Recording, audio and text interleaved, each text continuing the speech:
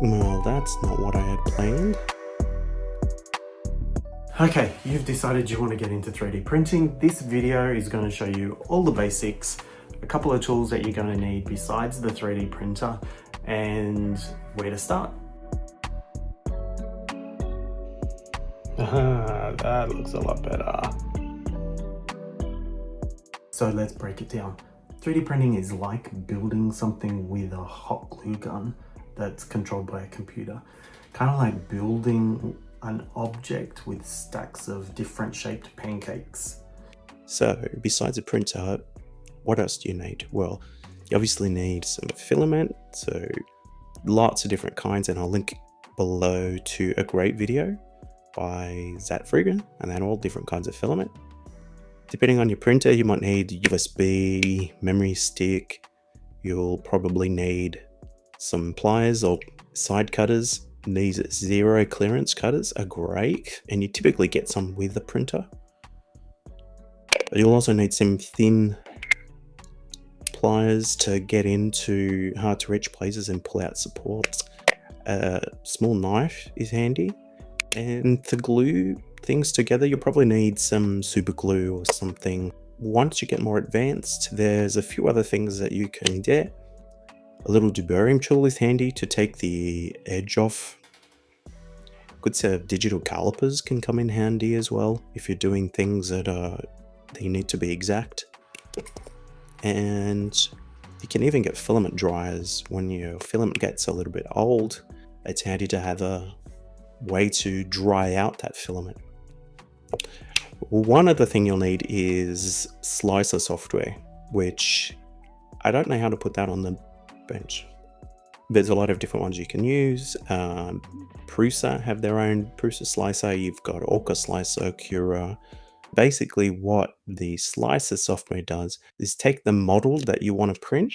What you can do is resize, change the orientation, but most importantly, change the settings that are specific to your printer or the filament that you're using, how you want it to print.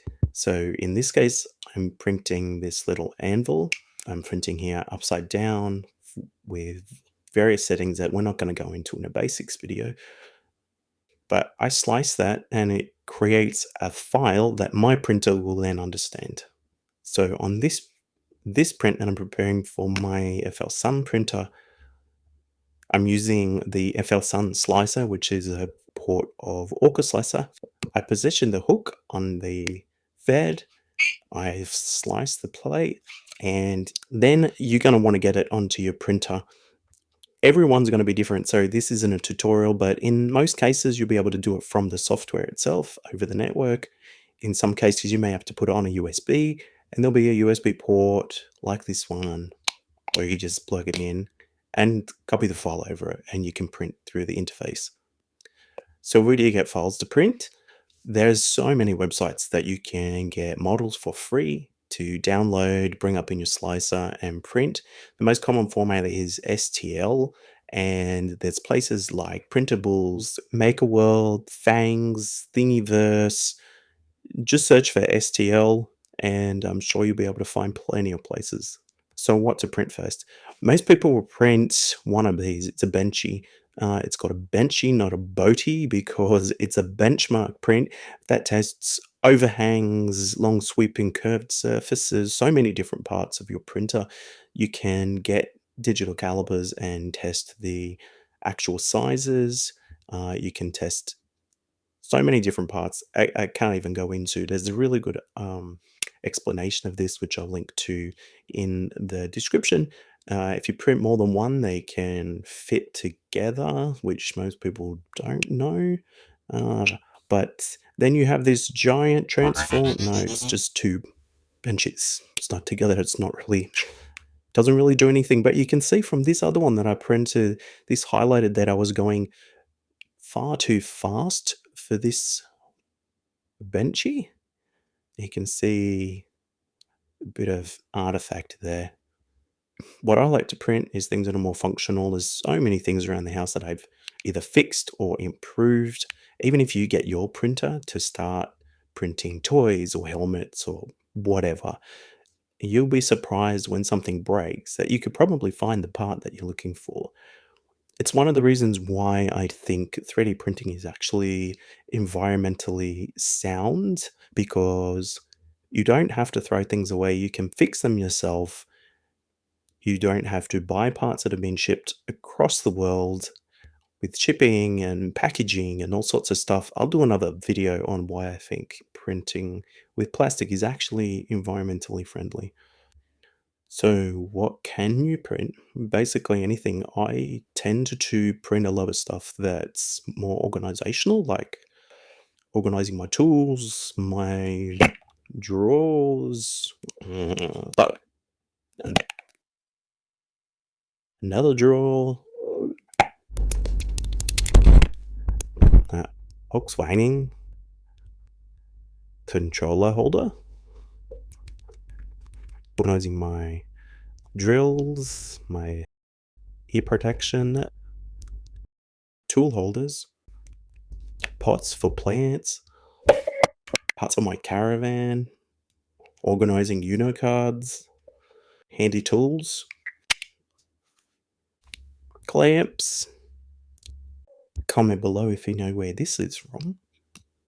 So many things all around the house. So, to avoid the most common problems that people have, don't leave your printer unattended, especially at the most critical time, the first couple of layers. If it goes wrong there, then you'll have a big mess, and if you're not watching it, you won't know until it's too late. Make sure your nozzle's clean and replace it every now and then. A clogged nozzle can lead to all sorts of different problems. Make sure you're printing at the right speed and temperature for the filament that you're using. Check the boxes that the filament comes in. It'll tell you what the recommendations are. Make sure your bed's level. Most printers these days will come with some kind of auto bed leveling, but if not, check the instructions. Make sure you know how to level your bed properly. The classic paper under the nozzle test is a good one to do. I still do that on this old Ender 5 that I've got. Retraction settings are a good thing to look into if you're getting a lot of stringing as well. Now I've got a lot of other videos on the channel that go into some of these in more detail, and I've got more coming. So 3D printing is a journey. You'll go from printing articulated dragons to solving the world's problems, or at least your household's problems, faster than you can blink. Okay guys, any of the filament products that I've used, there's a link in the description for this video. Don't forget, comment, like, subscribe, all of that stuff. You know the deal, they help small channels like this. Thanks, and we'll see you in the next video.